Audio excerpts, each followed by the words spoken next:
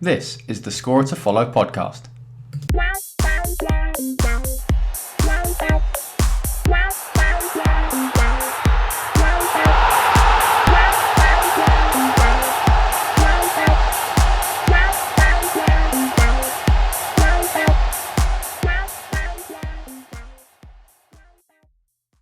It's the Scorer to Follow podcast. We're back with you for another episode. This week's show, I've got Dan Laundy opposite me before I do the intro. So, hello, Dan. Good evening. And hello, Mark, to my right, Mark Annals. Evening. So, this week's show, we're just going to cover a roundup of the weekend Premier League action, look at the relegation battle, talk a bit about the Aaron Lennon story that broke today. And we're also going to do a small European corner. If we have time, we may be pushed for time. Some things to look forward to, listeners. Stick around till the end. It worked out so well last time, so we're back for more. But first of all, the preamble, the selections this week after Snog, Marry, Avoid last time round. This time is a bit slightly more sensible, but only slightly. You've got choice of 3 players in your squad for a quiet pint for a couple of hours in a nice pub. Then you've got a player that you want to go clubbing with for an evening. And then finally, it's a player you want to go camping with for the weekend. So Mark Annals, who you're pinting, who you're camping with, and who you're clubbing with. Well, I'm not really interested in a quiet pint. I'm going to go for quite a few pints. Fair enough. Mark And I showed his think- masculine side immediately. And I Slightly think disconcerting, but please continue. and I think that I'm going to go for Squadron Mustafi, being German, like his drink. So, Is that an established fact? Or he does. well, allegedly. Oh, well, But there no, you go. it's just the whole German stereotype I'm going to go for. You okay. know. The So Oktoberfest You think type. it'll take you to Oktoberfest, or find you a good beer keller, or Yeah, I something think like that? recommend some good beers, I'm sure. So I'm going to go for him for the pint. Good, excellent. For the clubbing, I am going. Well, it was one of two. One was more for a stupid reason, but I'm going to go for Alex Oxlade-Chamberlain, just due to who he hangs out with these days. Obviously, going out with Perry from Little Mix. Yeah, I'd seen that. So Yeah. could hang around with Little so you Mix in think the you have evening. some hangers on as well. Is that your sort of bag, is it, Mark? Perry from Little Mix? Evening, Sean, if you're listening. She's all right. But Sorry. that's right. They're famous. But he's going to get attention. Yeah, but he's going, there we go. Going in the clubs, yep. And camping, I would go for Per Mertesacker, just because for the pure fact of if the weather's a little bit bad and the tent's going to blow down, he could just stand up and hold it up. You see, I've got a counter problem with you picking Per Mertesacker for that reason, because should it blow away, he's so slow that you'd never catch up with the tent, and then you'd just be open to the elements for the rest of the evening. But That is good. who is catching the tent? I suppose Theo Walcott might catch Yeah, it. perhaps you could get the Ox to join you after the clubbing. Could do Oh, actually. he's not going to. I don't think it's his bag, is it? He's not going to leave Perry alone, is he? No, No. he's not going to be in for camping. No. Right, well, no, Yeah. I think that's all very sensible choices. All very sensible choices. Dan Laundy, going to pick on you now. As I'd expect, seeing Good as- luck. He does expect it, but it still looks slightly like a rabbit in the headlights. But go on, give us your pint, and then work from there. All right, I'll do that. Well, don't do it any way you want, really. Well, no, I think let's start with a quiet beer because that's how the evening would begin. Exactly. This is probably no surprise. I've gone for Poch. Yeah. Pochettino is my quiet pint. I think the man could fill me full of all sorts of information. I'd love to pick his brain on many footballing topics. He seems like a very educated. I think he could. Fella. I think he could entertain a room. I think he could obviously talk a lot about football, but I think he looks like a sort of man who's quite studied and would have full of good opinions on ideas. many things like history and all that sort of thing. If that was your inclination, he could choose a variety of subjects to chat to you about. I think. Yeah, you get the feeling he's probably a well-informed chap, don't you? Yeah. Yeah. So we'll get the quiet beers out of the way. Yep. Cheers, Poch. Good. So we're moving on. We're going Poch clubbing. is going home now. Poch is going home. He's had a pleasant evening. We've looked at some books and some paintings. And Yeah, it's all probably been had a very beer. nice. I don't know what Yeah. sort of pub we're in. Weatherspoons? Those books never had anything in, did they? Weren't they just... I know, but they have some random paintings on the wall, you see, don't they? Paintings of some old fella from 50 years ago. Yeah. 500 years ago, sorry. Anyway. Yeah, so Carry on. let's move on. And I'm for clubbing. This is random. I'm going to go with Victor Wanyama. Oh, yeah. I mean, he's a beast, isn't he? Victor Wanyama. He's a big lad. He would essentially be like your entourage for the evening. I think he could manhandle dicks out of the way. He'd just mop up around you, wouldn't he? He wouldn't let anyone actually get to you. I think he'd Be get like, you to "No, the bar I'm doing all immediately. the dirty work. Yeah, you could use him to help chat up the girls. You've got protection from all of the scum. I think Victor's a good choice. No one's going to take Victor on. It's a solid shout. I think he's doing all your work for you. I think Private he's bodyguard for the evening there. Exactly. security force. Yep. And if he does half as good a job defending me as he does the Tottenham backline, then that's a win for everybody. Exactly. It's a great night out. So I'm finishing up. I'm tired at the end of the night, and for some reason I'm staying in a tent. So As you do. camping. I've decided to plump for Ben Davis. Now, I nearly went for Eric Dyer because ultimate utility man. You just think he could Yeah. probably lend his hand to anything. But I've gone for Ben because he grew up in, I assume, rural Wales. Probably quite used to being out in the elements, having to defend for himself against wind and You think he could bears. say? I was going to say. You think he could save you from a bear attack? I mean, I don't know where we're camping at this point. But, I just think Ben's probably quite good with a map and a compass. Yeah. And some rolling hills. he was a good scout. I reckon. Yeah. Solid. Certainly. Excellent. Yeah, he's pretty sensible, I think, as well.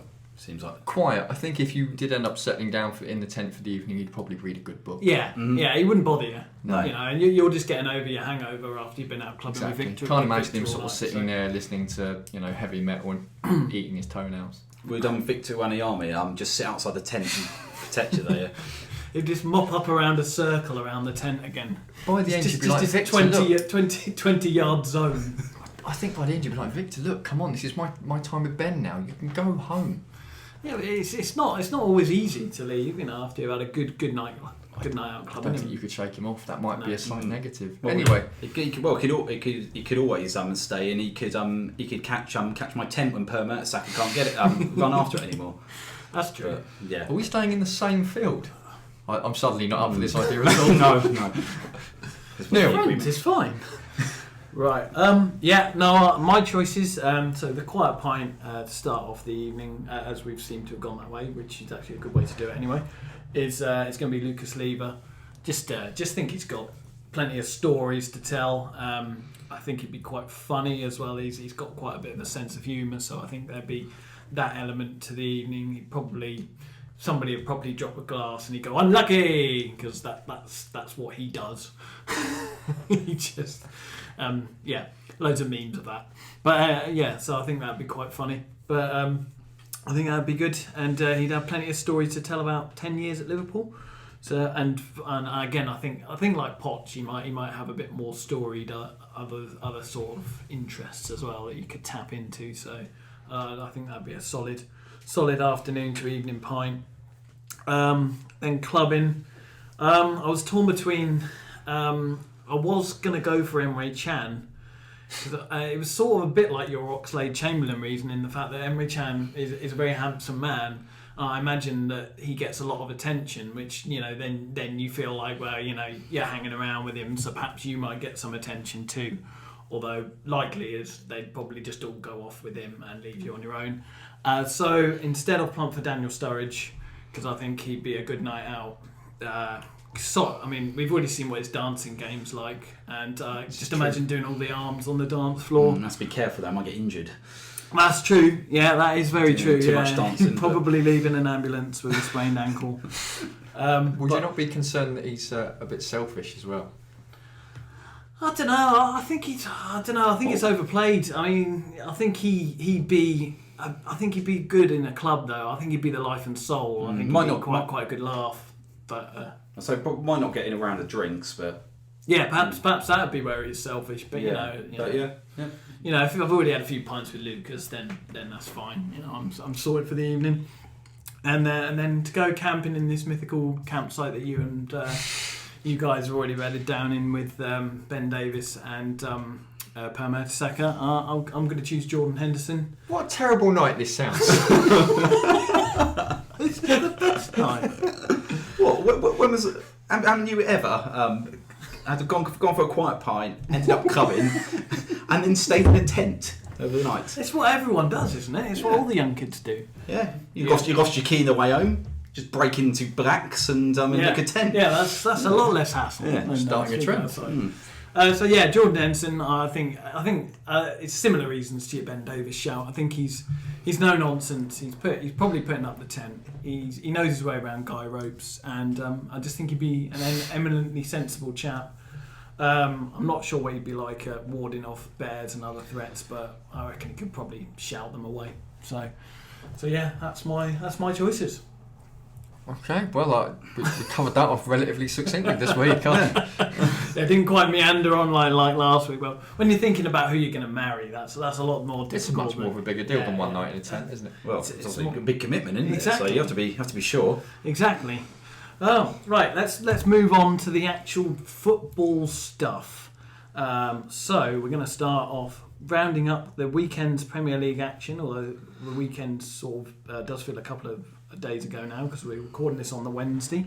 Obviously, there were games from Saturday to the Monday, and obviously you two guys locked horns. I'm not going to go into that too much because Dan Laundy might explode from smugness, but just to say, Chelsea and Spurs now look sort of a bit apart from the rest. I think it's safe to say both of those teams will be in the Champions League next season, and actually without going into the games too much, quite impressed, Dan, with the way Spurs managed to respond after Chelsea sort of taking the initiative, beating an Everton. I was, because I did want Spurs to either win or there to be a draw in that game. I was worried that they might see that result and lose heart, but pretty much the opposite. Yeah, I mean, I was very impressed at how they turned up because there was a lot of emotion on the day as well, with it being the last North London derby at the White Hart Lane. Mm-hmm. It was more for that reason that I wanted us to win rather than for the title because I think it's still unlikely. So the biggest thing for me was about making sure that they didn't ruin our last year at the ground because obviously unbeaten I think this season too at White Hart Lane. So it would have just been typical of the Arsenal-Spurs rivalry had Arsenal come down the road and spoilt the party a little bit. So done it before, haven't they? But Spurs were outstanding, I thought. Probably could have, Mark, you probably say otherwise, but it could have been 6 or 7 at one point. I mean, Spurs were sort of heavily on top, apart from a 10-minute spell at the end of the first half. So. Yeah. It bodes well going forward.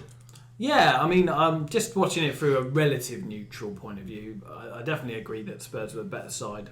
I thought, it was a bit, in a funny sort of way, it was a bit like the Chelsea Spurs game the previous week in that you felt that Spurs had dominated the game but hadn't created a huge amount. There were the 2 chances in the first half that they should have scored, but it didn't feel to me like you'd say, oh, Spurs deserve to win this game, and then someone would go, well, point at all their chances they've had, and you think, well, actually, I can't think of that many. No, I must admit, I mean, when it got to half time, we'd had those 2 big opportunities missed, Dele Alli with the missed header, and then Christian Eriksen catching the bar with that volley. But then, of course, Aaron Ramsey had the shot into the corner. I think Sanchez had a shot from 20 yards out that just went over the turnbuckle on the crossbar. I think it was more the second half where Spurs put their foot down. Obviously, once the goal went in as well, things went. There were certainly quite a few times that Petr Cech had to save Arsenal in the second half. But it keeps us in the title race, and it was good that we still responded, even though Chelsea put in a really good performance, obviously against Everton. We won't talk about it too much, but from an Arsenal point of view, Mark, I think it's okay to say, all right, you have a bit of a not a great first half where it's just one of those games that you stay in it, and that happens to a lot of teams. And there's if you get in 0-0, but it's the timing of certainly the 2 goals. They're right after half time. They're right after each other. Mm-hmm. It's just that's the most dispiriting thing, I think, from an Arsenal point of view. It's just like, well, we've gone through quite a hard bit. Why can't we make this easier for ourselves? But they just couldn't do it. Well, really the main answer is we're not good enough. No. We've not been good enough all season, really. Like you've already said, we were lucky to go in level at half time. Tottenham should have been 2-0 up. In the second half, it could have been 5-6. Petr Cech had to make a good few saves. And then, like I say, they scored the first one, which was just bad defending, and then to concede one straight afterwards. Yeah. That just killed us. I think that's Never the gonna get killer, back isn't up. it? Yeah. It's the fact that, okay, even you get down to 1-0, and this is going to happen to plenty of teams. It has happened to plenty of teams at Spurs this season. Mm-hmm. They are unbeaten for a reason. They're a very good side. Mm-hmm. But you just need to not concede that second goal straight away. And I was watching it. I was thinking, I remember watching it at the time and thinking, but how the hell has the ball ended? Like, Arsenal had the ball from the kickoff, and then the next thing I knew, like, it was being dribbled into the area by I can't remember who got. Harry Kane. Oh, it was Harry Kane, wasn't it? Yeah. It then got brought down for the penalty. I was like, how has that happened in the 35 seconds that's transpired from the kickoff? It just seemed it's not bizarre. It's not the first time we've done that. We've had games before where we've conceded and then we've conceded straight after again. It's not the first time it's happened. It's just obviously that first goal. Obviously, everyone went heads down, and in Tottenham's respect, all their players all were we're winning the game now. Let's just go on and just go on and kill it, and that's what they did. And obviously, a combination of that. Yeah, I think when you're used chance. to putting in performances at home, you got to think in recent weeks Spurs have put 4 past Bournemouth, 4 past Watford. Yeah. And they're used to getting one and then crawling all over teams. Yeah. I didn't know whether they'd have the capability of doing that over Arsenal, because whatever form Arsenal are in, they tend to turn up on the day when it comes to the derby. yeah, it's a psychological thing. It is, and I wasn't sure that Spurs would be capable of doing the same thing. And when they missed those chances in the first half, I must admit I was thinking it's that same psychological issue. They can't quite put Arsenal away. I thought the same, actually, I have to admit. So I was very grateful when they did. And it's nice to finish above Arsenal for 20 years of my adult life. I've had to put up with you. It's got to happen one year, and Well, exactly. And I'm going to enjoy it to its fullest. I bet you will. Yeah. So Here we go. He's holding up an abusive sign. felt necessary. It's 20 years I've got out of the system. Mark looks very vexed. Well, it's Unsurprisingly. It's not that abusive because you've missed an apostrophe there. Oh, grammatical errors on an abusive sign. Are we really going to pick on that when surely Yes, the most... I'm going to pick on whatever I want. I want. I was going to say, I've been in Mark Hannell's shoes with Man United fans, and you take what you can get. No. To be fair, if I was in your shoes, I'll be doing exactly the same. I'll be absolutely loving it. To be honest, though, there are bigger fish to fry now. I mean, it's great that Spurs have finished above Arsenal. But if it had been by a couple of points for 4th or 5th, you'd say. But I think the fact that the club seems to have grown, and is aspiring to bigger than that, it does matter that we finish above Arsenal. Of course, it does. But it almost pales into insignificance to where the club sort of is going. Hopefully. Well, Tottenham are a big club, and their I don't want to say obsession, but their focus shouldn't be on Arsenal. No. It should be on, like you've just said, being the best Tottenham that they can be. It's moving on to that. I was going to move on to that, touch on it briefly, because obviously the way the games have panned out this weekend, not that Sky are trying to sort of hype it up at all, but you're playing on the Friday against West Ham, and then Chelsea don't play until the Monday at home to Middlesbrough. So there's an opportunity there for. It's one of those things where you think, I mean, it doesn't look like Chelsea will slip up, and you wouldn't have thought so with a fairly straightforward home game. But you think, well, if you can beat West Ham, then they've got to spend sort of 72 hours with Spurs just 1 point behind them. Yeah, I feel like that could creep into their minds. You could argue that psychologically this could be the last barrier that Chelsea would have to overcome if Spurs beat West Ham. It is still an if. You've got to go away from home. It's another London derby. Could be a little bit of the after the sort of Lord Mayor's show as well, having had the North London derby and then going to West Ham. So They tend to raise their game against Spurs. they as well, do. don't they? So nothing can be taken for granted. It's an opportunity because West Ham haven't been great at home this year, as we've discussed before. So Spurs will still fancy the job, I think. But obviously, the closer it gets to the finish line with games being ticked off, Chelsea have to drop. Yeah. Well, they have to lose once and draw once, don't they?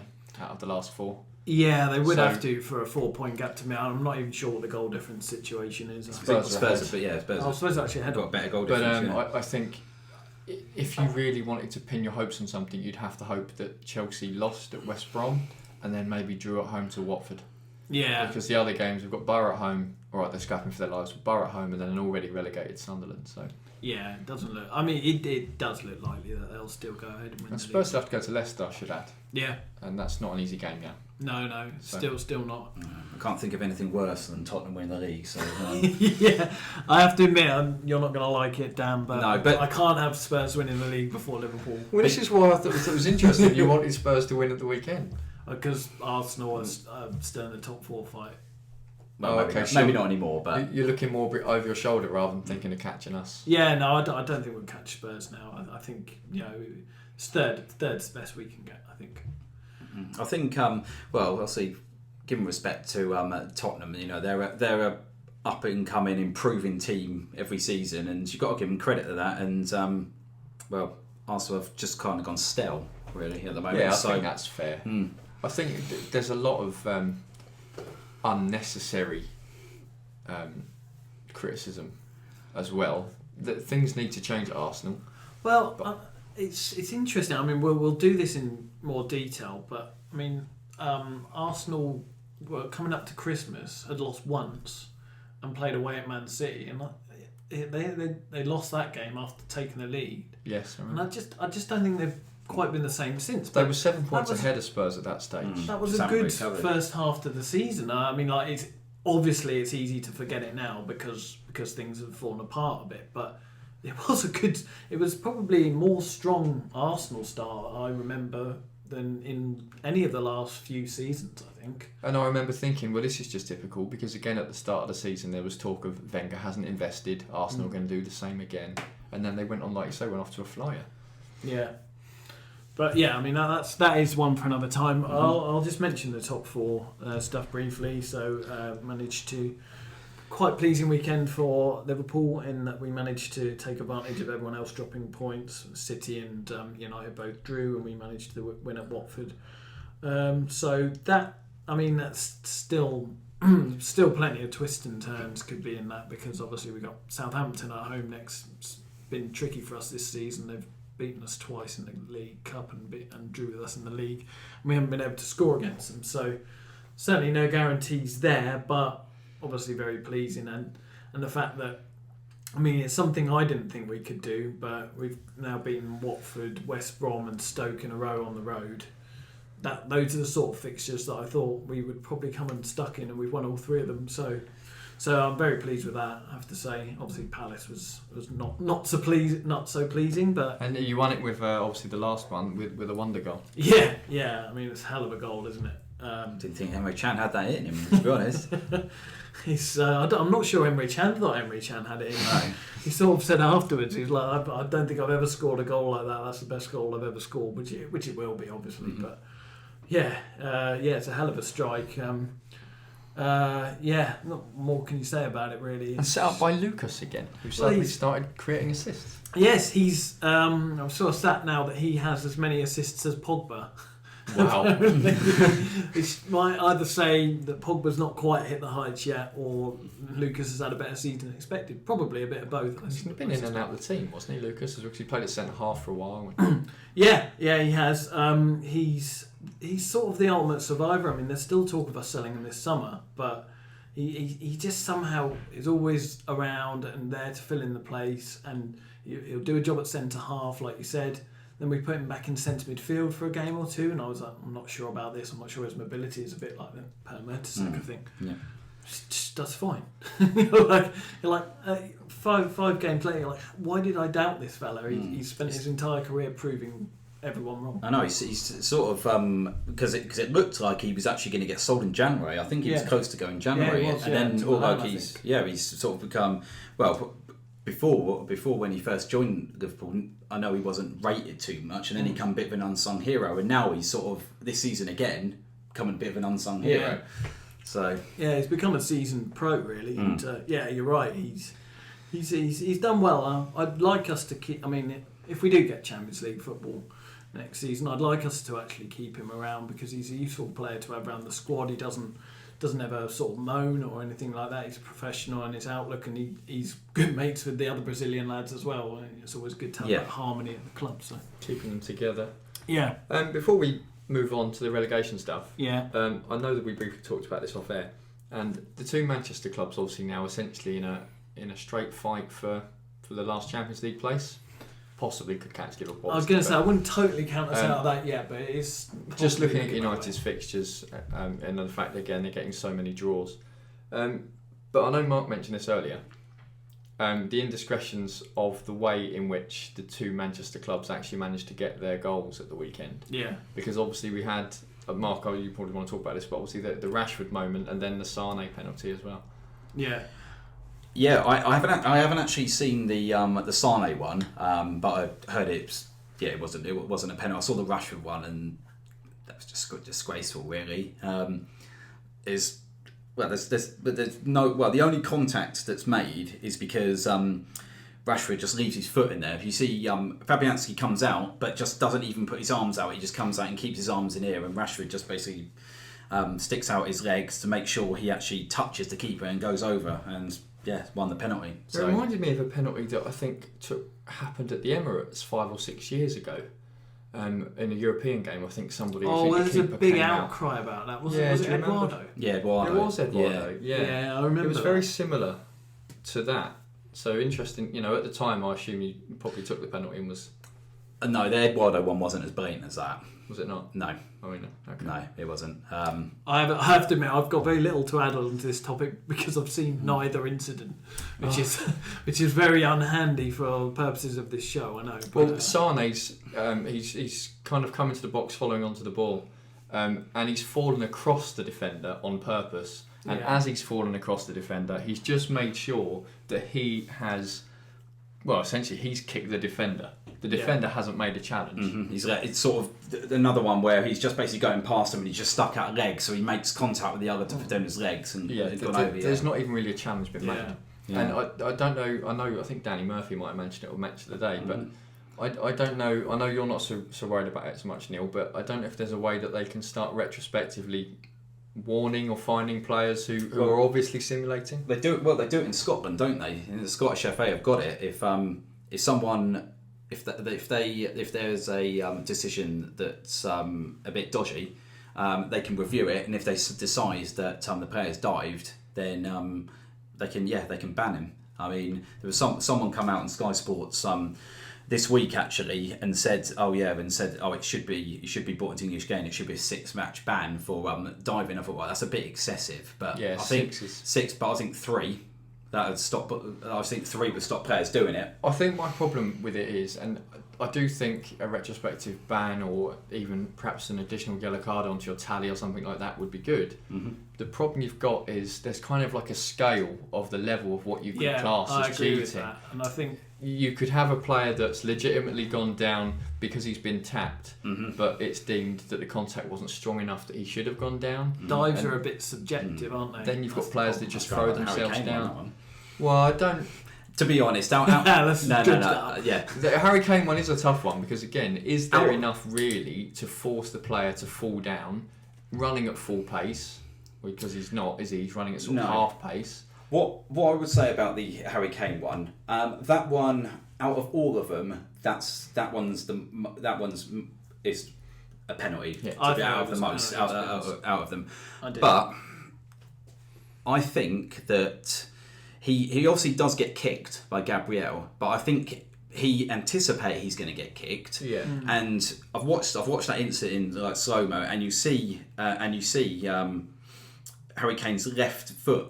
Left leg starts to give way even before he's been contact, so he's anticipated. So he's going down even before he's been touched. He was kicked, so in the end of the day, it's a penalty. I think that's clever play. It is clever play, but yeah, I suppose obviously if if you review that one, then that one's sort of a bit of a grey area, isn't it? Yeah. So then what do you do? Because he's like, he's going down, but if he stays up, he's going to get taken out anyway. I mean, it's the counter argument that Gabriel doesn't make that challenge. He just He squares him off. It just you don't stick a boot out. Sticks out a lazy leg, doesn't he? And Harry Kane sees it and was like, "Yep, I'm going over." I mean, that's not going to be the case for all of them, because there are many we've seen down the years where players, both English and foreign, have just thrown themselves to the ground. Ashley Young had a reputation for it a couple of years ago. If anyone should have had retrospective action taken against them, it'd be somebody like, at the time, Ashley Young. I think the difficult thing is, if obviously they do bring it in, whoever the review panel is, they need to be 100% sure about whether it's cheating or not. And I think that, and then that is the if someone says, "Oh yeah, you've dived," and then it's not the worst dive you've seen, then I think this would probably be. We could debate this perhaps in another pod about TV refereeing. Stay tuned for the special, folks. Yeah, Dan Laundy's added content in. I think we could draw this out into a full. No, review. I definitely think we could. I don't think so, because I think you could talk about not only diving, you could talk about all the other sort of gamesmanship stuff that goes on. I mean, there's all that sort of stuff like claiming throw-ins that clearly aren't yours. All that sort of thing. Yeah. Chelsea do a lot of stuff, which I actually quite admire Chelsea for. But like stuff like when their free kicks are awarded against them, and they go and stand on the ball so it can't be taken quickly and all that stuff. I quite like that actually, but perhaps we should be a bit tougher on that as well. Well, I don't know. I think some of it, like you say, is just gamesmanship, but then other blatant diving to win a decision is it's just cheating. Well, isn't of course, it? that decision for Middlesbrough, for example, and for Swansea, both of those decisions could end up costing them 2 points that could relegate them. Exactly. Yeah, that's true. Well, it's certainly not going to go away. So leading on to the relegation battle, actually. Very nicely even so. But perhaps that'll be one for the close season where we get together and fresh out all the rights and wrongs of the English game. But let's now move on to the relegation battle. So proper. So we talked about Swansea and Hull. They've managed to match each other's results this weekend. So I mean the table at the moment looks Palace played 35. 38 points. Then Hull played 35-34. Swansea in the relegation zone played 35-32. And then Middlesbrough played 35-28. Sunderland already relegated. I mean, Hull obviously have 2 more points, but do we think they are better equipped to stay up? What do you reckon, Mark? It's a tough one. I think that. Looking at Hull's games, apart from their last game at home against Tottenham, that you wouldn't say they get anything out of that. You fancy them to get 3 points at home against Sunderland. Yeah.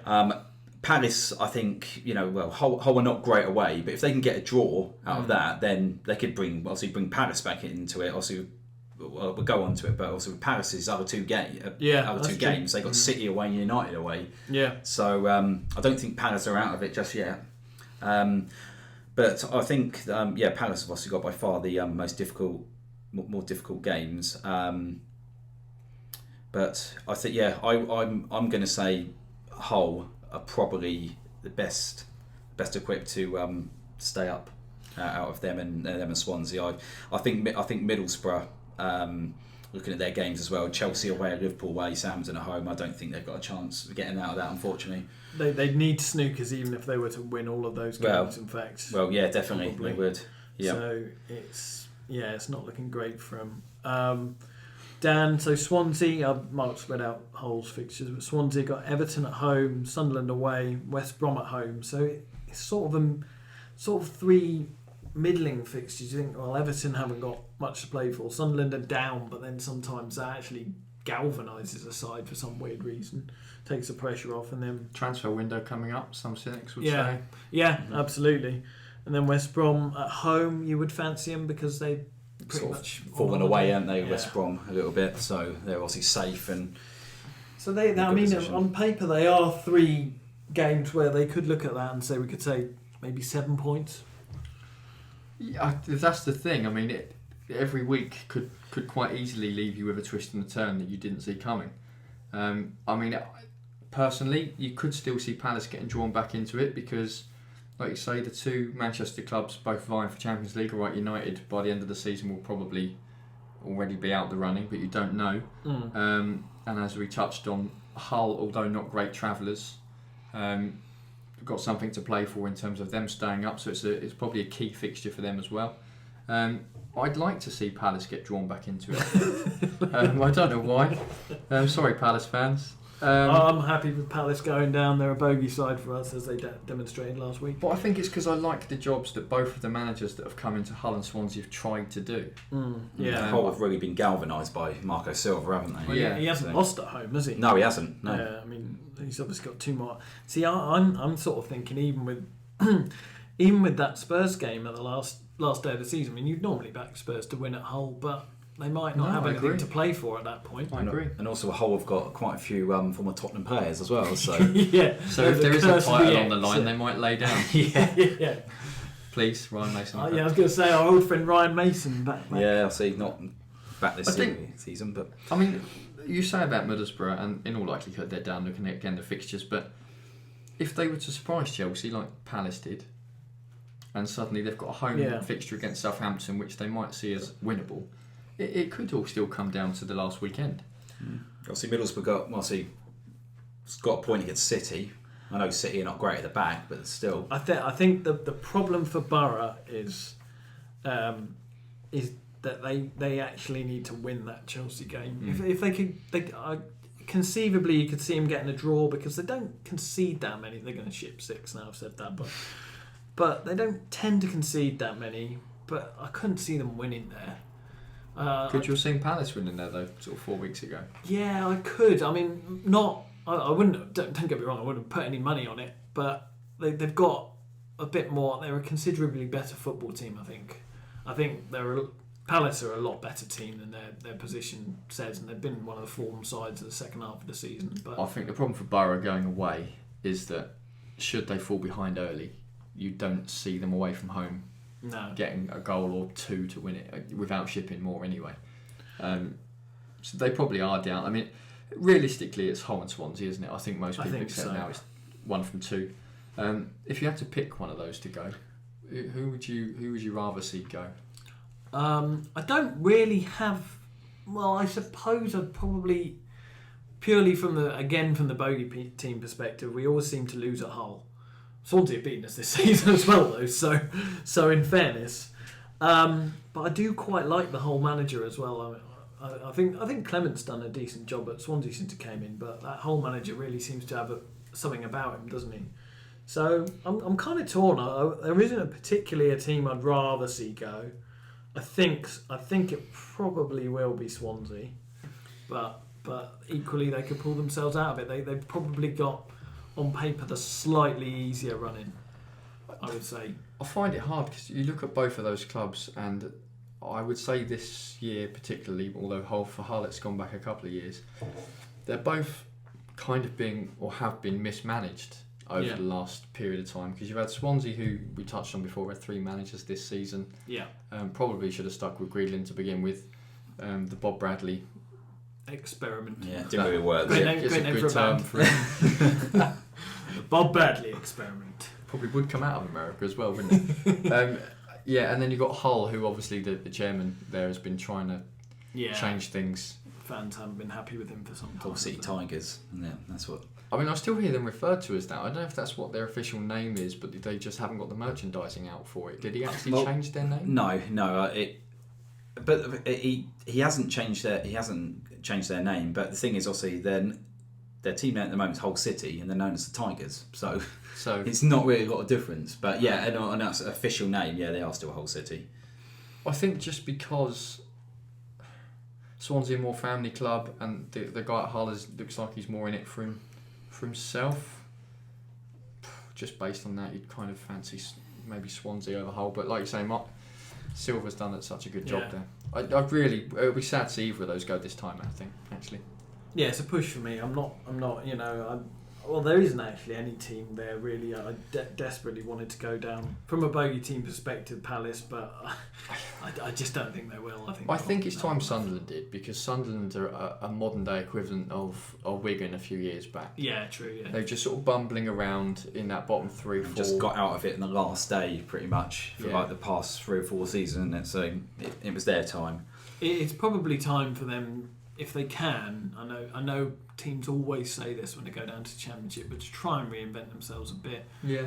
I'd probably get a young manager in. I'd probably get young players coming through the ranks in, and I don't know who's out there, but you want probably like an Eddie Howe type, that sort of manager there, and Alex Neil, yeah, possibly, yeah, young manager without a obviously job at the moment. he lost his way at Norwich a bit, didn't he? But he was doing well there for a good time. So, yeah, somebody like him, I think that's possibly the way forward for them. I do agree that it's the right time for them to drop, I think. I think the way things go in football, you'll probably find that by Christmas, Brighton will be in the bottom 3 in the Premier League. Brighton will sack Chris Hughton, and then Chris Hughton will get Sunderland promoted or into the playoffs. More than likely. Weird how it works sometimes, isn't it? Yeah. Why is Brighton bringing Alan Pardew? An audible sigh from the 3 of us. I loved him. He was actually on Monday Night Football. Yeah, did you? wasn't he? I was just going to say what he said. He said that he said his next job, it wanted to be a club that with a chance of winning something, and I was thinking, good luck. He'll be in the chance of winning for something for 6 months. Then he'll lose the plot like he always does. I assume when he says winning something, he means like winning somebody else's trophy wife. Allegedly. Yeah. Allegedly, Alan. We've lost Pards. If he was ever going to listen to us, we've lost him now. Sorry, Pards. Yeah, we love him really, possibly. Silver Fox. Yeah, absolutely. Like he's dancing. Oh, wonderful. Yeah. Possibly the only time I've ever been happy to see Manchester United score a goal was after that dance. Yeah. Okay, I think that's covered relegation, but we'll obviously keep an eye on that. That's going to ebb and flow over the next couple of weeks. We haven't even talked about the players, by the way. We haven't even mentioned the sort of individual talents that the clubs have got. Well, I think, Just skipped over it. do they have any? Who can- do you want to talk about? We can briefly say that Sunderland probably likely to lose Jordan Pickford. Yeah. He's a good And keeper. Jermaine Defoe's already been linked with Bournemouth and West yeah, Ham today. I think He's never gonna stop playing. No, He's Jermaine like Defoe, 74. obviously. I love Jermaine Defoe's. Oh, I've got nothing against him, but he is the epitome of the evergreen striker. I'd be isn't he? disappointed to see him back in a West Ham shirt. Yeah, I mean, yeah, he's another one that you would think would end up going. He'd get some, like you say, Bournemouths or Yeah. Are we gonna mid-ranking sort of league club. Are we gonna push for certain transfers again this summer like we had been? Yeah. Joe Hart to Everton. I'm possibly backing again? Joe Hart. Who do you want? Who do you want Defoe to go to? I'll make it happen. Not West Ham. No. I wouldn't mind seeing him go to Brighton. Brighton. Okay, consider it done. I'm on the phone to his agent. To be honest, we're a striker light when Harry Kane's not fit. At the third stint, Oh, back at the Christ. club. Imagine it. Yeah. I don't think obviously he can still score goals, but whether or not he can I'm not sure. go at a top team still. I don't I'm think sure he's a he'd- Poch player. Yeah, I was going to say I'm not sure he'd fit with the pressing game that you like to employ at No, he'll just get 35 or he'll just whatever get the ball age he is. 30 yards out into a shot. I mean, most of the time it goes in, but Yeah. but anyway. Brighton then.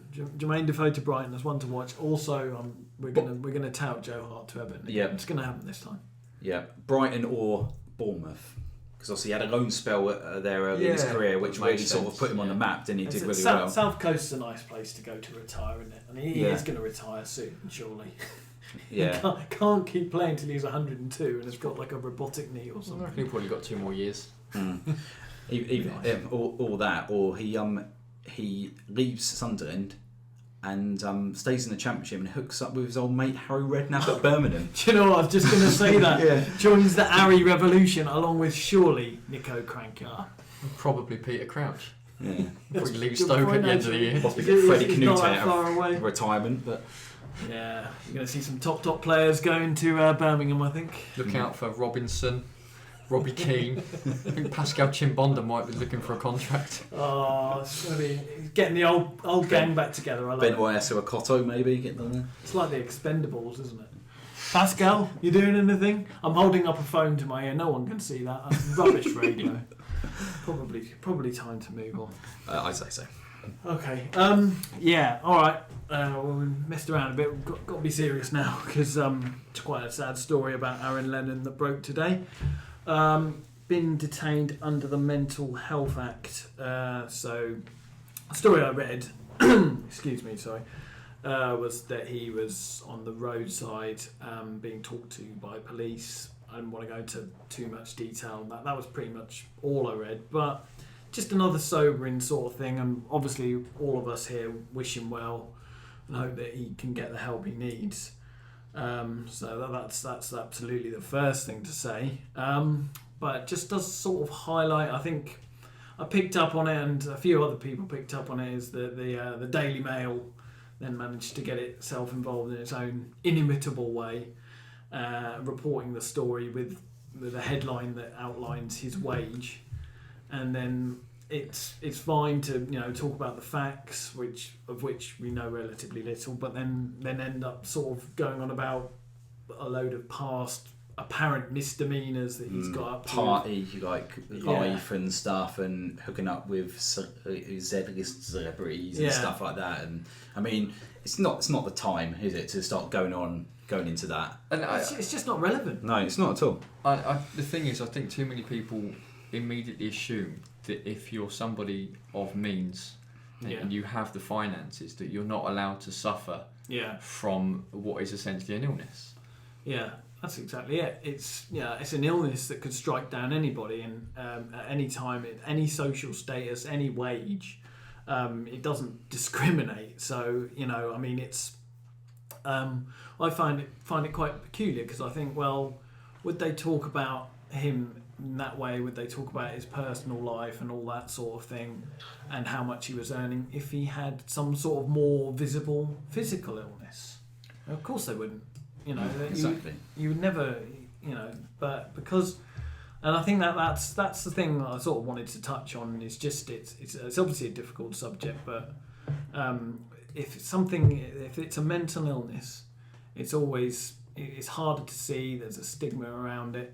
It's harder to treat, but I mean there shouldn't be, because it is an illness, and it needs to be, and people need to, and it's really hard because people don't want to be open about it because they feel like it makes them weak or something like that, and it's not that at all. No, I think that is the problem in society. Like I say, you can be anyone. You can be like a footballer, say a footballer playing in the Premier League, earning this amount of money. Well, not that obviously that matters or anything, but you think that somebody it would never happen to, it just may happen to,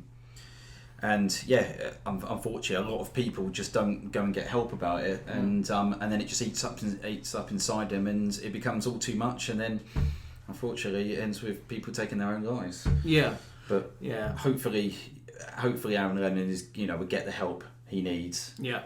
Yeah, absolutely. I think he's obviously in the right place for that now. So, I mean, you mentioned that, and obviously there have been previous examples. So Robert Enke was the tragic one who obviously committed suicide. German goalkeeper, wasn't it? Yeah, and obviously, Clark Carlisle was another one, obviously high profile, who tried to. Yeah, threw himself in front of the lorry, didn't he? But survived. And the one we didn't think of, I think it's still assumed that Gary Speed. Yeah, it's never really been. No, never been nothing proven. Really has been ever sort of definitively said about that, has it?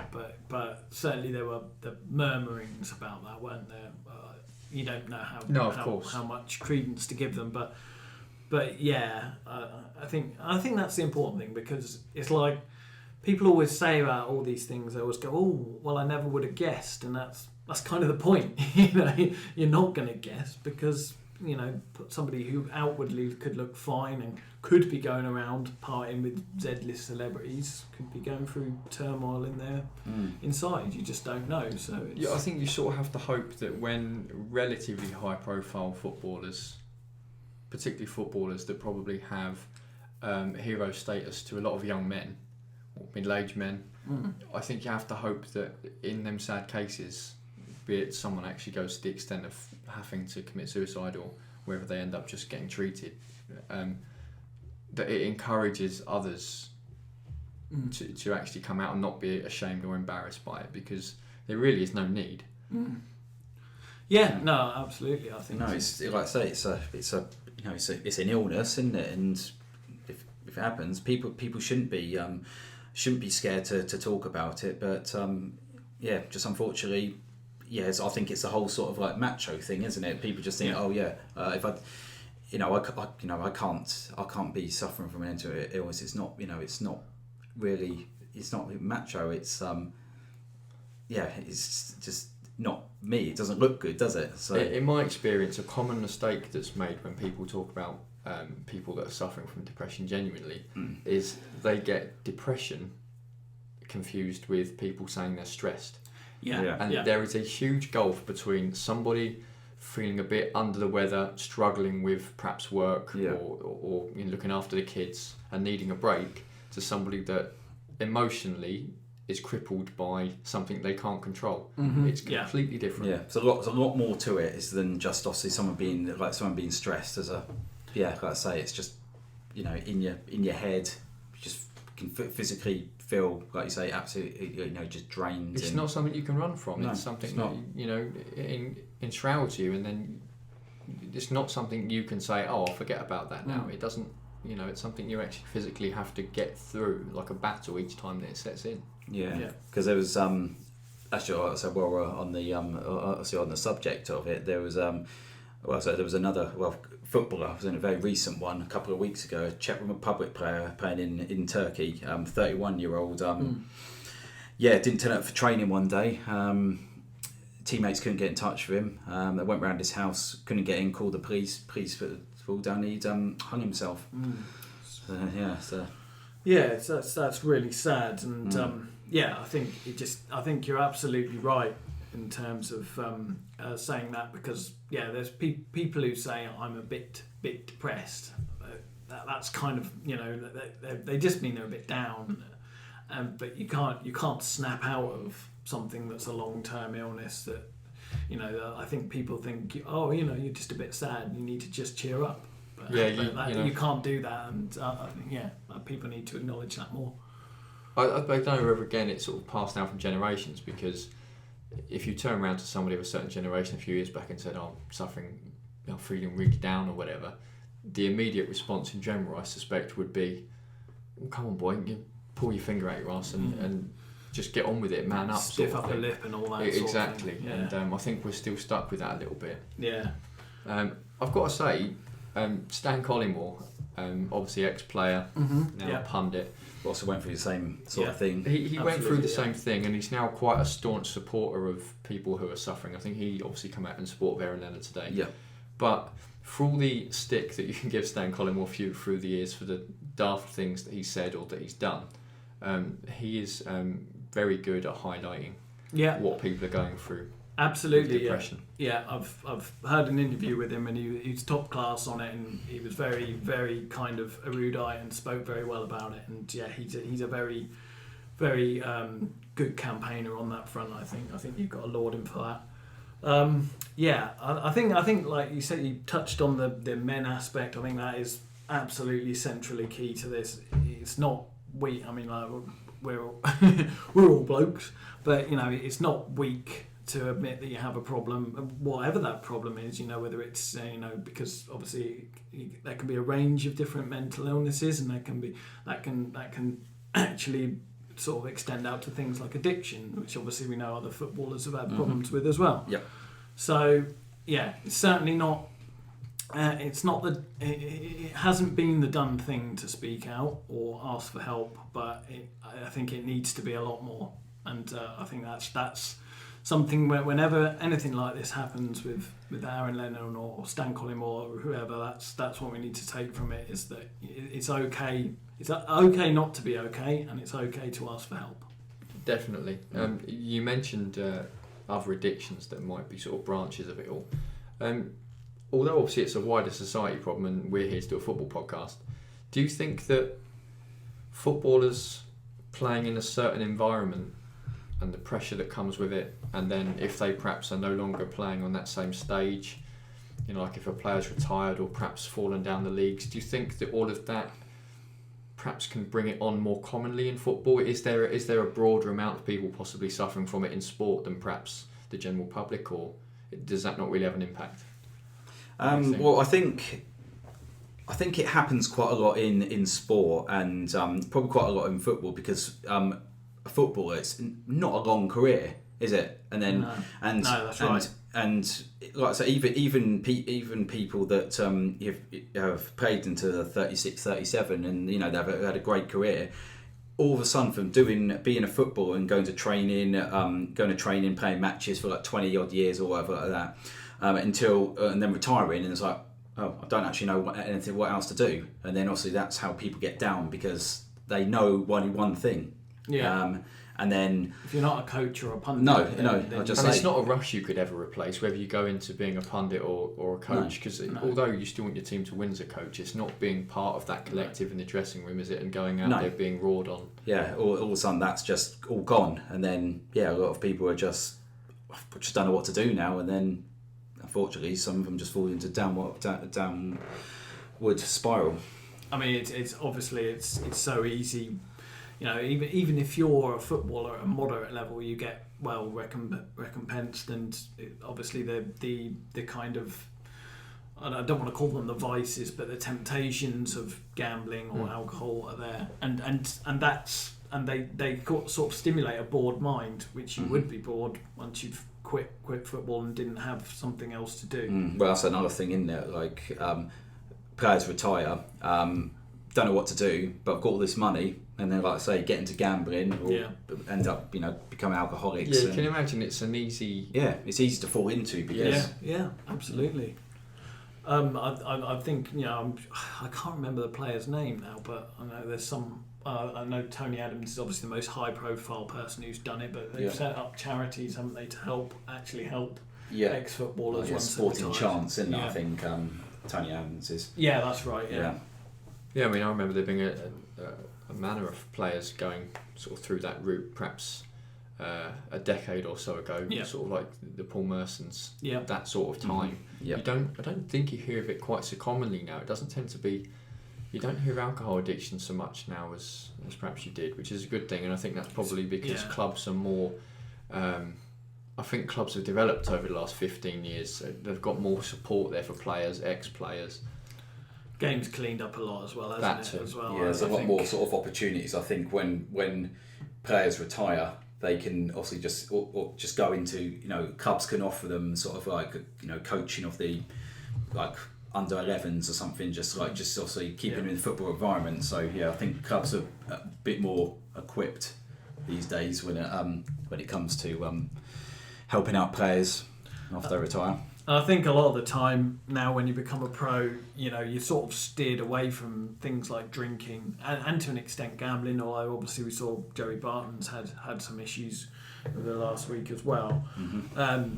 But I think you are more steered away from those avenues because it's so focused, and the club academies want you in from a young age. Yep. And if you're doing this and that stuff, some of those kids have barely got time to have a normal teenage life, have they? So I think that may be a part of it, but yeah. So I think. But anyway, is there any more you wanted to say on the subject, gents? No, I think we touched on. We just hope Aaron Lennon and any others out there, be them footballers or just listeners, who are suffering. It's okay to talk. Yeah. And please do, because it's just going to eat away inside you. Yeah, it's okay. It's certainly okay to ask for help, and it's okay not to be okay as well. So, I mean, you have pulled up the Samaritans website, so I'll just read out the number, which is 116123. So, if anyone needs to speak to somebody and wants some help from the Samaritans, that's number 116123. And obviously, like you said, we wish Aaron Lennon all the best, and hope he makes a speedy recovery.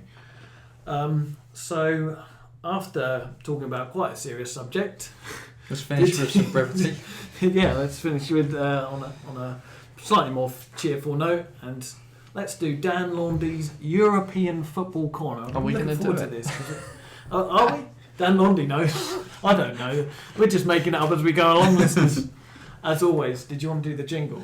Can you remember the jingle? It kind of was just us singing. Yeah, I think so. I don't think Let's it's see how close to it you get, because I can remember it. Okay, let's go for it then. Okay.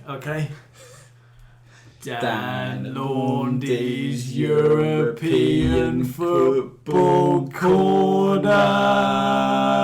Corner. Perfect. It's just a tuneless mess. But even the way that you're both different pitches at the end, it's almost like it's rehearsed. It's not rehearsed. The It harmony. really isn't. Can you believe it? Yeah, those harmonies were pretty bad, to be honest. So, yeah. The Beach Boys have got nothing to worry about. Yep. So let's move on from Europe. your singing talents into mainland Europe, shall we, for 5 minutes? Please do. I'm just going to zip around the main countries of Continent. interest, I think. Mm-hmm. So I'll start in Germany, where this weekend Bayern won their 5th consecutive Bundesliga title Well done, Bayern. and beat Wolfsburg 6-0. So pretty emphatic way to wrap that title up. They did get knocked out the cup in the week though by Dortmund. Yeah, I think I did Yeah, see that. So there'll be no double for Bayern this year, but yeah, so Bayern have won the title, and Champions League places are currently going to the surprise packages of Leipzig, as we've discussed before, and Hoffenheim. Yeah, I think I saw they were creeping in. A Dortmund in there as well. Dortmund are 4th, Yeah. and I think they're a point back. So I mean, you would still expect them to come through, Yeah. but even if they do, I mean, it's just startling that Hoffenheim could Yeah. feasibly be in the Champions League next year. Well, Hoffenheim were. Didn't they get into Europe a couple of years ago, and maybe just been Europa League? Probably Europa. Yeah, I think but- possibly. But I mean, I think they've only been in the Bundesliga I was gonna say a they're- short time. Yeah, They're they're relatively recently short promoted, time. so- Yeah, probably 5 years, something like that. Yeah. So great to see, Yeah. because they don't have the resources of a Leipzig. No, I see Leipzig got Yeah, a lot of money pumped into them. Yeah. The Yeah, by Red Bull thing. for Yeah, anybody. yeah. Yeah. So great to see that, and obviously I hope Dortmund do get into the top 4. They're a great football club. But Oh yeah. So we'll quickly zip across to Spain. Most people know about Spanish football. Obviously after Barcelona had that amazing win at Madrid last week in the last minute with the Messi goal. Yeah, it was great. Sadly, we didn't get a chance to talk about it on the pod. Yeah, that was really great actually. But that was probably a great performance from the little man. That's one of his best performances in a while. great game as well. It's Lionel Messi of old, pretty much, isn't it? Yeah. It was the way he was bursting away from Kroos in midfield, Mm-hmm. in that little gap between the sort of midfield and defenders. Just frightening, and hopefully they'll still go on to win it. But I think although Barcelona followed up that with a win in the derby against Espanyol, Real Madrid got I think it was 5 minutes from the end. Valencia. They scored against Valencia. Yeah. So they've Still level on points then. Barca is still top on goal no, it's head to head. Barca is still top on head to head, but Madrid still have a game in hand. Right. So that could run to the end. Mm. Otherwise, Atletico won comfortably as well at the weekend away from home. So they're likely to shore up 3rd place above Yeah. Sevilla. Okay. So it's pretty much as you were in Spain. I think that's as you'd expect. Yeah, pretty much. Yeah. So we'll move on to perhaps the bigger stories of the week. So we'll start in Italy. So Juventus only drew at the weekend, but their closest rivals are Roma, who lost the Rome derby 3-1 to Lazio. I'll touch on Roma because it was announced today. Some news. Yeah. Francesco Totti is finally retiring at the end of the season. I must admit, some friends of mine, when we were more like juvenile delinquents, used to use Francesco Totti as a code I can't imagine what that would mean. or if there were particularly attractive ladies at the bar. No. Yeah. Christ. Yeah, but the thing is that the women that were around at the time, with some of the guys, wouldn't have known what that code meant because they don't know who Francesco Totti is. Anyway, let's not sully his name with that story. So obviously 24 years at Roma. Yeah. Obviously been a great servant to them and football. I can't believe he made his debut in 1992. It just makes you feel old. And there's actually footage of him coming on. There's a fresh-faced 16-year-old. Yeah, Like, Curtains haircut. And, yeah, the works. Yeah, Yeah. 90s boy band. Did he? I can't remember. Did he miss out on the World Cup when Italy won the World Cup? No, Was he he- didn't because I saw someone tweet that he's won a World Cup. Oh, he did So win it. He must have been in the squad. Maybe I'm I thinking don't really of Maldini. I think. I don't really remember him playing like an active role, but he I must don't, have been in the to be squad. honest, the whole final was overshadowed, wasn't it, by the the headbutt. So it's hard to remember any of the details. That's true. But so, congratulations to him on a fantastic career. He's been brilliant. Hasn't One won as club much as he man, should, really. No. But yeah, fair play to him sticking out at Roma. But onto a sort of sadder news in Italy, and a problem they still seem to suffer from socially, is the racism that was suffered by Sully Montari in the last couple of minutes, I believe, of his already relegated team that he's with. I think he's with Pescara, and they were losing at mid-table Cagliari, and I believe he had been taking some racial abuse. Yeah. Which is sad because apparently he'd already given his shirt to another group of fans who had been insulting him through the game to try and bring them round. I think he gave his shirt to one of the kids, and he still was getting abuse from elsewhere. Yeah. But the worst thing about it is, on top of the fact it's already still getting racism in Italy in 2017, is the fact that he now will face a suspension for leaving the field. Yeah, that's right. I did see this story, and which is, it's a joke, really, isn't it? If he's been racially abused, why wouldn't he? I think he's got every right to do what he did. He has got every right to walk off the pitch, and the fact that the Italian FA want to ban him for walking off the pitch and not taking the abuse is just a joke. Again, I think it comes down to people will say, well, you're a professional sportsman that earns a lot of money, so you need a thicker skin. The racism as well, which is, it's a dodgy road, but I guess they will argue they can't prove it. I mean, we're not by any means perfect in the UK, but I think we're fortunate that compared to perhaps some of the European countries, that we deal with our racism that's found, at least. The fans do get banned, don't they? Yeah. A court doing it. I just think, because I think he did exactly the right thing by walking off the pitch, and I've always wondered if more players should do that if they hear something that's completely unacceptable, not even just the target, but like his teammates and that kind of thing. I guess I know it would make things a bit of a farce, but I think it would soon stop things. Well, I did read something earlier on that suggested that perhaps this weekend all of the black players across Italy, and personally I think all of the players should show solidarity, but all of the black players across Italy should refuse to play and strike this weekend in support of Montari, because obviously if he can get treated that way, so can all of them. And I think it's also the responsibility of the white players too, because there shouldn't be a divide, should there? Obviously, it's the fact that we're having to even specify it. But no, if they've been offended by something, then they've got every right to walk off the pitch as well. But having said that, I'm not sure the Italian league needs to be any more crazy than it already is. But well, at least it finally lost Silvio Berlusconi from its ranks. That's a good point. So that's a sad story. We'll see how that runs. Hopefully Yeah. the suspension will get rescinded. Hopefully so. Because it seems a crazy decision. But otherwise, we'll move on out of Italy. Juve's still 9 points clear, as I say, so they're probably going to wrap up the title over the next week or two. I'll go into France now. Mario Balotelli, Neil. Yes, I've seen snippets about this. He scored for Nice again this weekend in their top three title challenging game against PSG. It was a great win for Nice, actually. I didn't realise till I researched this earlier, but Thiago Motta and Angel Di Maria both got sent off. Wow. Between the last 3 minutes of the game. Yeah. So I don't know what. Losing their heads. It sounds like that. Doesn't it? I suppose if you're used to winning so long, and it doesn't look like they're going to win it now, does it? So they're 3 points behind Monaco. Yeah. But Monaco do still have game in hand. I mean, I think that's we could do another pod on this, but I think if that manager becomes available, Arsenal should look at him. Well, he's been once linked. Leonardo the Nice manager. Yardim. No, Leonardo Yardim. Emery. Monaco. Oh, I see. I think Emery. Oh, Emery. Yeah. Sorry, I didn't make that clear. Yeah. But, mind you, him as well. Well, I mean, why not? I think he'll almost certainly be available. Yeah. If you don't win something at PSG, the likelihood is you're out and you're in. I think. Yeah.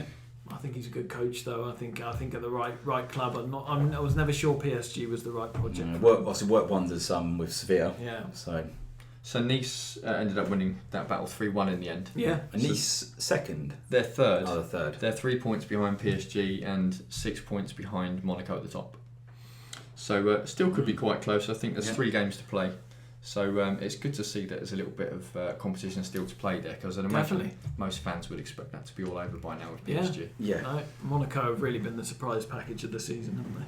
Yeah, I really enjoyed watching them, and when we finish doing this, I'm going to go downstairs and watch the Champions League semi-final. They have finished playing against Juventus as we speak, and we don't know the score. No, we've purposely not referenced it because I've recorded it and I don't want to know what the score is.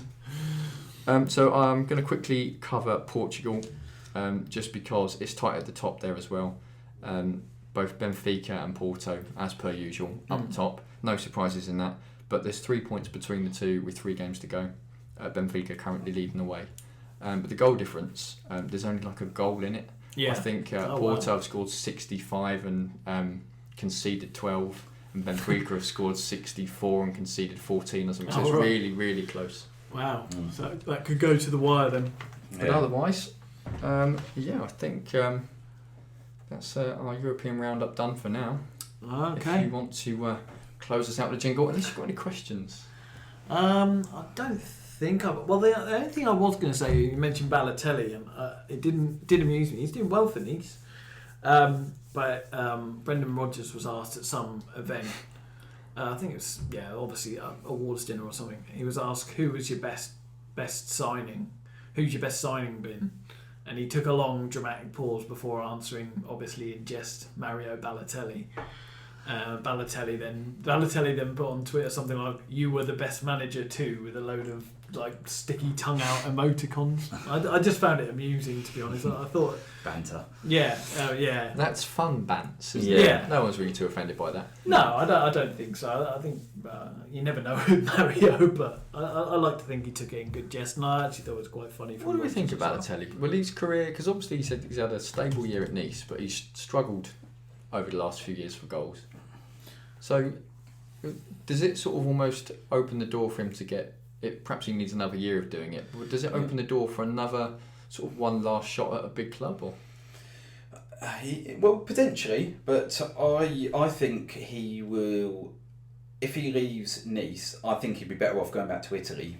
Yeah. And but then again, obviously, he went to AC Milan on loan from Liverpool and didn't really work out there, did it? So I've got to say, actually, I briefly looked him up, suspecting this conversation was going to come up. And although I haven't written the stats down, he's won an awful lot more trophies than I ever expected. Yeah. Either he's been very fortunate at the clubs he's been at the right time, or perhaps he's not as bad a player as he gets the press he's for. got a Premier League medal, isn't he? He has under European Cup, I think, from his time with Milan. Yeah.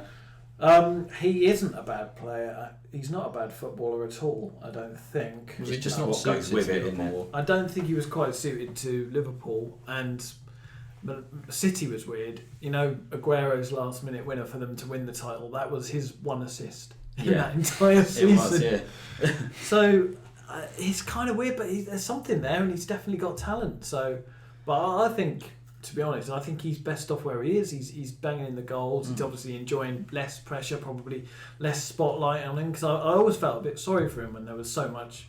Everyone's like, "Oh, Mario, do something crazy, let off a firework in your bathroom, or give a homeless guy $1,000 or whatever it was." And you're just like, just kind of let him just get on with it. Just get on with what he wants to do. Let him do what he does best, and like where he is at the moment, it seems to be suiting him. And obviously, he's letting his football do the talking, and if he knows what's good for him, he should stay there. He'll probably end up moving to China.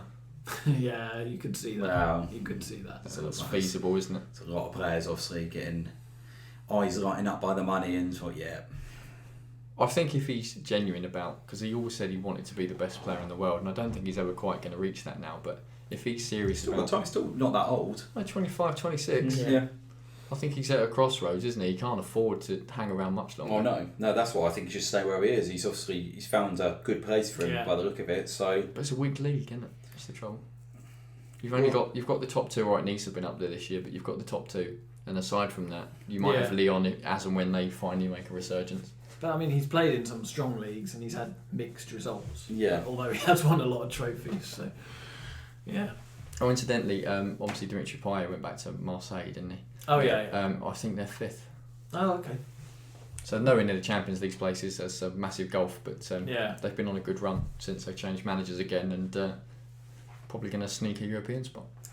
Oh, well, look out for him next season then in some sort of form or another, whether it's Europa or Champions League. Yeah, won't be playing against West Ham though, will he? Which is a shame. Pre-season friendly. Yeah, he'll be welcome back there with open arms. He would, yeah. Or not. Okay. So is that the European Football Corner? Yeah, I think that'll do for this week. Yeah. Cool. Are we going to close this out with a jingle then? Should we do the jingle again? Yeah, why not? I like all this decision making on air. It's good. Yep. Okay. Dan Laundy's European Football Corner. Well, that just about closes the show for us today. This has been the Scorer to Follow podcast. We're all off to pitch tent with our respective camping partners. Thanks for listening, and we'll see you next time. Wow.